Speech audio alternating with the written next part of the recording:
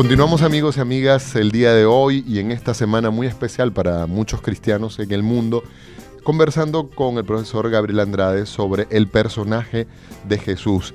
Y Gabriel, hemos hablado ya que probablemente cuando existe un personaje histórico, luego lo que vamos a conocer de él en buena parte es lo que él fue, vivió, dijo y actuó en el mundo, pero otra buena parte es lo que las personas dicen que esa persona dijo, actuó, es decir, la reconstrucción que se hace en el tiempo de las personas o de los personajes. Con Jesús pasa lo mismo, porque tú nos comentabas hace un momento que los evangelios se escriben tiempo después y que también van a estar impregnados de la cultura de las personas que lo escriben. Un caso típico es Pablo. Pablo tenía una formación griega, una formación romana, una formación judía también, y probablemente conoció mucho mundo y se vio influido tal vez de otras filosofías que pasaban por Palestina en ese tiempo.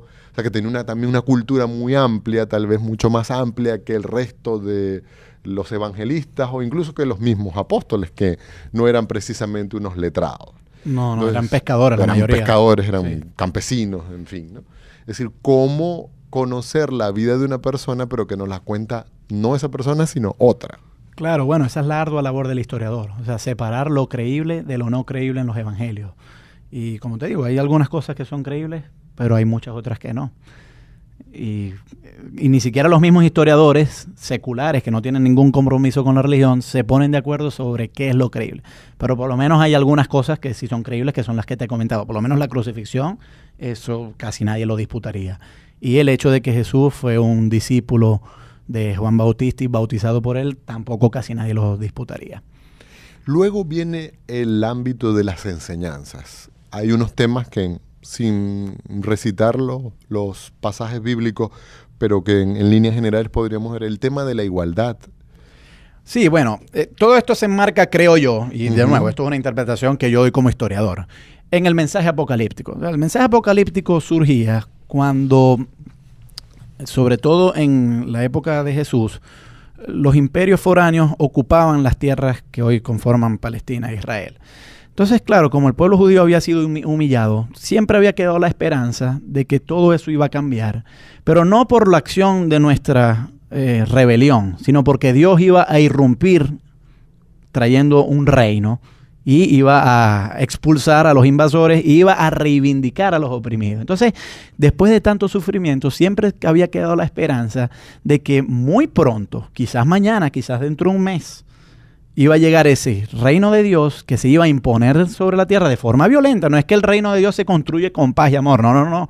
Dios iba a exterminar a los pecadores, iba a reivindicar a aquellos que habían sufrido. Entonces iba a castigar a los opresores y reivindicar a los oprimidos. Entonces Jesús dice, bueno, va a llegar un momento con el reino de Dios en que efectivamente los primeros serán los últimos y los últimos serán los primeros. Entonces sí, ciertamente el tema de la igualdad aparece, pero hay que ver, insisto yo, el contexto apocalíptico en que ese mensaje igualitarista aparece. Es decir, que toda aquella persona que ha sido excluida u oprimida va a ser reivindicada por este reino que va a llegar. Además que Jesús, el tiempo de Jesús de grandes tensiones, sí, sociales, políticas, violencia. Muchas, incluso dentro del mismo pueblo de Israel había muchas tensiones.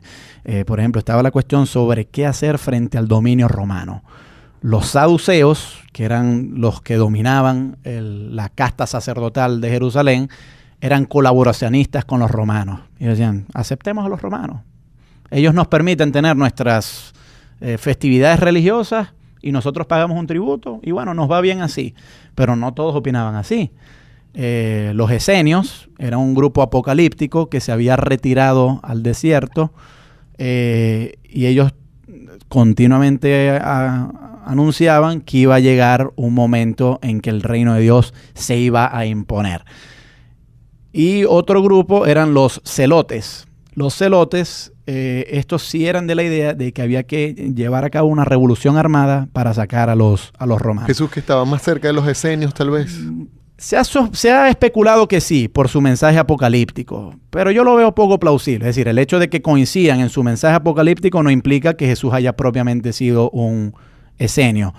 Porque los esenios no estaban itinerantes, ellos vivían apartados y poca gente tenía contactos con ellos. Vivían en lo que hoy es el Mar Muerto. Los manuscritos del Mar Muerto proceden de esa comunidad, de la comunidad de los esenios. Jesús tuvo un discípulo celote, Simón el celote, pero no hay mucho espacio para pensar que Jesús fuese un celote ni que convocase a una revolución armada. Jesús, vuelvo a insisto, probablemente fue un predicador apocalíptico, pero no propiamente parte del grupo de los esenios.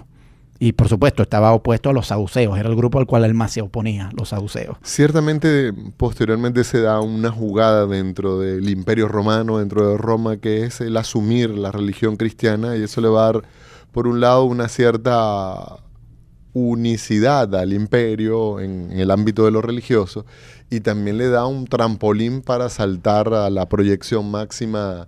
Claro, del cristianismo como religión. Sí, bueno, cuando en el año 70, 40 años después de la muerte de Jesús, los romanos invaden Jerusalén y la destrozan, ya el cristianismo, los primeros cristianos empiezan a difundirse por todo el Mediterráneo.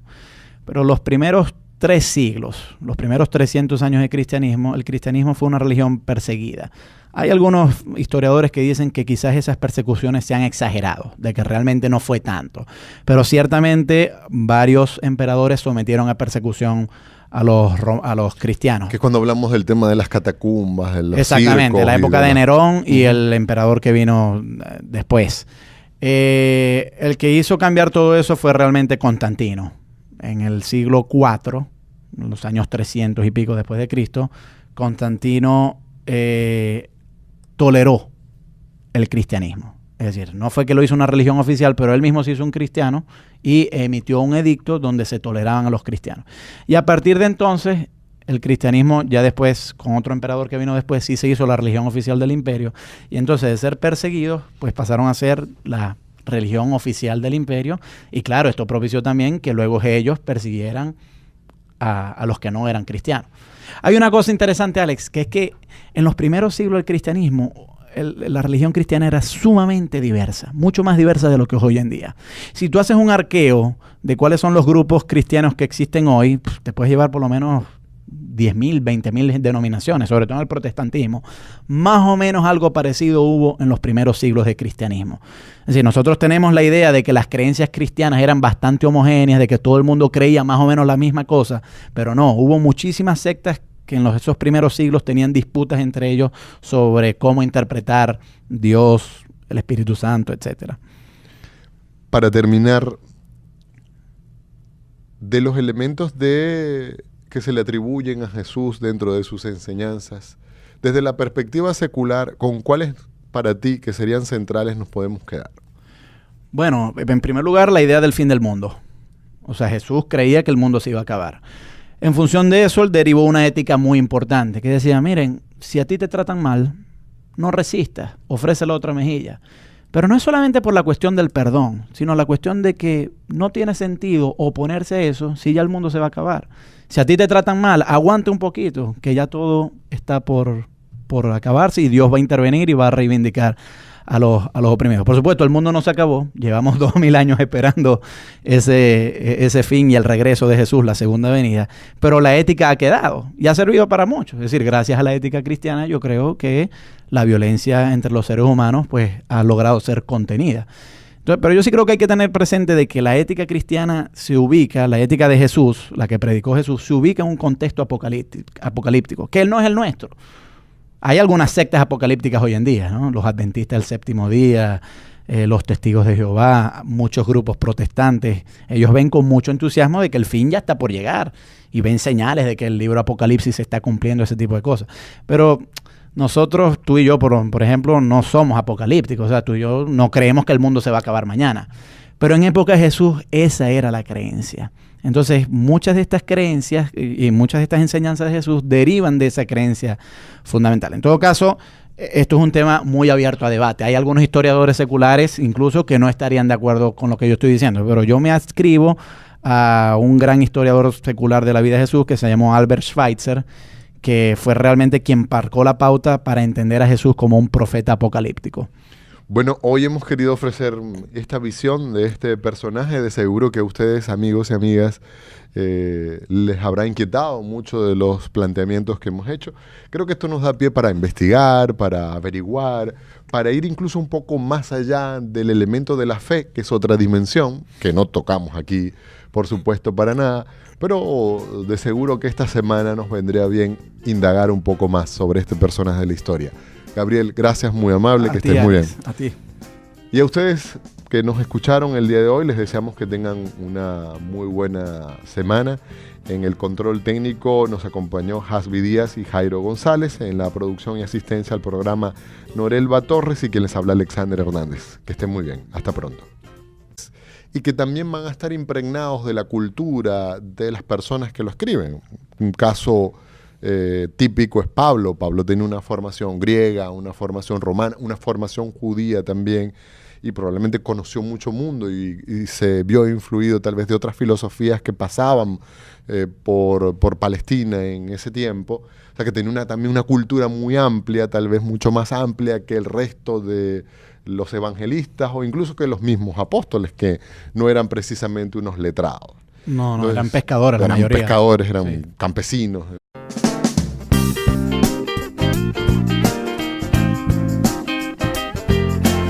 Continuamos, amigos y amigas, el día de hoy y en esta semana muy especial para muchos cristianos en el mundo, conversando con el profesor Gabriel Andrade sobre el personaje de Jesús, lo que las personas dicen que esa persona dijo, actuó, es decir, la reconstrucción que se hace en el tiempo de las personas o de los personajes.